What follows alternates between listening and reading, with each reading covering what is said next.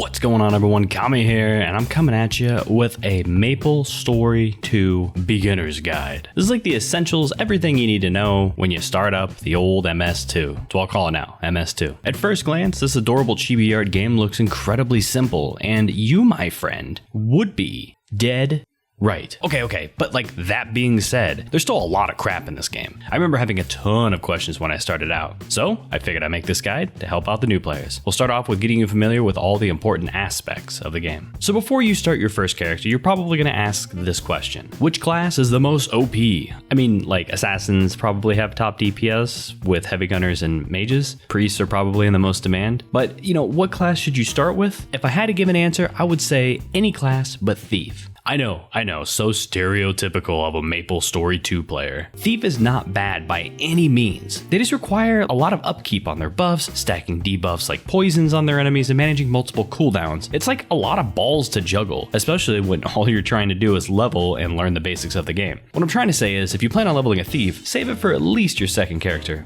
Now let's go over the settings. You made your character and you've logged in. The first thing it's going to ask you is, do you want mouse mode or keyboard only mode? Let me tell you this now. Most of us playing Maplestory 2 will have both of our hands on the keyboard. I know, it's weird. At least it was for me. Use one hand for movement, the other one to use your skills. Alright, so you're going to need to decide. Are you going to move with your right hand or your left hand? Most people choose to move with their right hand or the arrow keys and use your skills with their left hand. I could not get used to it. Throughout the years and years of me playing other MMORPGs or first-person shooters, my brain just instinctively wanted to use my left hand to move, so that's what I ended up doing. Left hand moves with WASD. I always take the movement skill, bind it to my shift button, and then the rest of my skills I bind to the numpad. I mean, it's all whatever feels comfortable to you. A quick note though, you are going to be stuck with the default bindings until you finish the tutorial. So you've gotten through the tutorial and you've rebinded your buttons. Since you're already messing with your settings, head on over to the options and tweak these settings to your liking. 1. Camera, max zoom distance.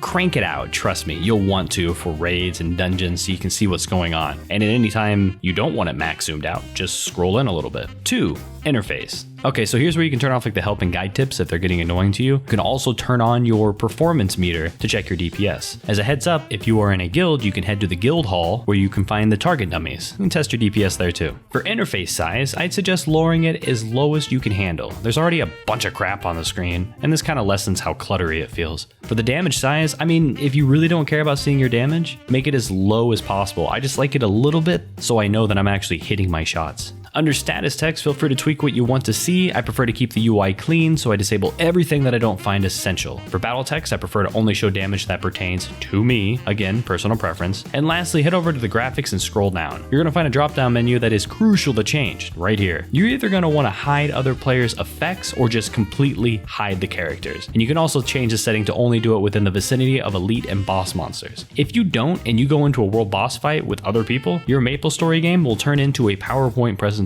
Trust me, do it. You can feel free to tweak any of the other settings depending on, how good your computer is. Now let's move on to the important thing, leveling. What's the fastest way to level? Sad to say, the fastest way to level is just to stick to the main storyline, like the epic quest. Doing anything else will just slow you down. And if you want to speed it up even more, if you don't care about the lore of the game, just spam the crap out of your action button to skip all the dialogue. You don't need to know it. The game will always have a nice little arrow telling you where to go. So as you're leveling, you'll obtain 2 different types of points, attribute points and skill points. Attribute points can be distributed in your character screen and can be put into these stats: strength, dexterity, intelligence, luck, health, and critical rate. For the most part, you'll just want to pour all of your points into either strength, dex, int, and luck. For strength, that's knights, berserkers, and runebladers. Dexterity, archers, and heavy gunners. Int is for priests and mages, and luck is for assassin and thieves. As for the skill points, you can find guides on the forums and follow them as much as you want. There's a link in the description. I highly suggest that you just kind of mess with the tree on your own. One of the best things about this game is the lack of commitment put into your skill and attribute points. You can reset either of these for free and redistribute them however you please. Just keep in mind you can't do this while you're in a dungeon or in combat. Speaking of dungeons, the epic quests will have you run quite a bit of them. You have the option to run solo, but I always suggest you try to find a party and just pray you don't have a bot in your group. Now I'm going to go over some other tips while leveling, and these are just going to be random things that I found out while playing the game that hopefully will help you out. Exploration goals. Each zone in MS2 has different tasks for you to complete to get these goals done. Now why would you do them? Well, if you look at your world map in the top left, you'll see rewards. The main ones you want are AP points or attribute points, we talked about those earlier, and mesos. Mesos is like the main currency of the game. Now you really only care about the AP points, but mesos are nice. You'll want to get at least 150 stars throughout the MS2 map to obtain every single attribute point or AP reward possible. Just keep in mind you need to claim each reward once you meet the required stars. Do not forget that. Minigames. Another thing you'll see is random minigames popping up on the bottom right of your screen. Again, it'll slow you down in the long run, but I suggest you check out each one at least once. It kind of breaks up the whole grind and they're kind of fun. Navigator.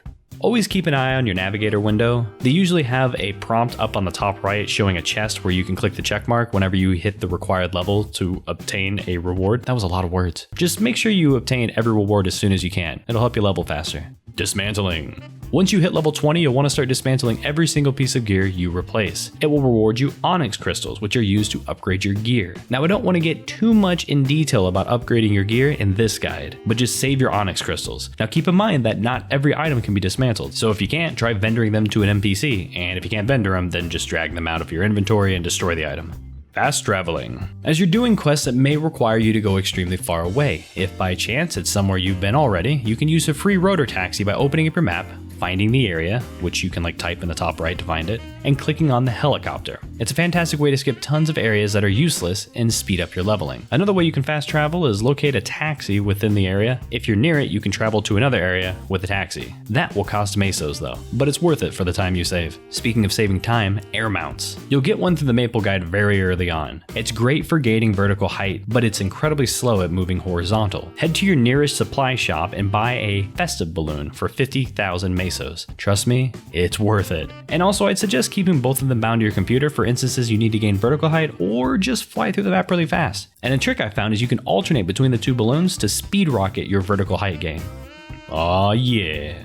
Alright, so once you hit around level 50 or 52, you'll notice the XP you get from epic quests going from 2 million to 500k. That means two things. One, you're nearing the end of epic quests, and two, there's faster ways you can level now. Now, if it's your first character, I suggest playing through the entire epic quest, but if you're not really feeling it, the new ways to level are either chain completing the exploration goals or farming world bosses. You can also just play a bunch of music. You probably have acquired some auto performance vouchers for music. Just double click on it, start playing a random sheet of music, and leave your computer. It's 1 or 2 levels an hour. It's pretty sweet. But if you actually want to work for your levels, there's the exploration goal leveling and the world boss killing. You can find a link in the description for a guide on all the exploration goals with pictures and videos. It's pretty sweet. And a link with a listing of each world boss and when/where they spawn. Now, exploration goals are pretty self-explanatory, but here's a quick tip for helping you find certain NPCs that some exploration goals might have you do. Up at the top right, you'll see a cogwheel. Click it. Enable friendly NPCs, and now when you press tab, you'll see little green dots. You can highlight them to see the name of the NPCs. World boss killing, there's a little bit more to it. First tip is to stick to the world bosses that are level 50. Don't waste your time with lower ones. Now, the best way to maximize your XP is to hop into the lowest channel possible. You can do this by clicking the drop-down menu in the top right of the screen. Channel 1, 2, or 3 is what you're shooting for. Once you get into the channel and the boss spawns, start whacking it as hard as you can. Once the boss is dead in your channel, immediately hit the map button and highlight the red spoopy icon to check to see the next lowest channel that boss is still alive in. Switch to it, kill the boss. Rinse and repeat. Oh, another side note is when the boss is killed, if you don't need to go kill any more bosses, if you repeatedly attack the dead body of that boss, you'll get extra mesos. It's not that much, but figured I'd throw that in there. Now let's go over the last few essential things I think you need to know about Maplestory 2, and you'll become a pro.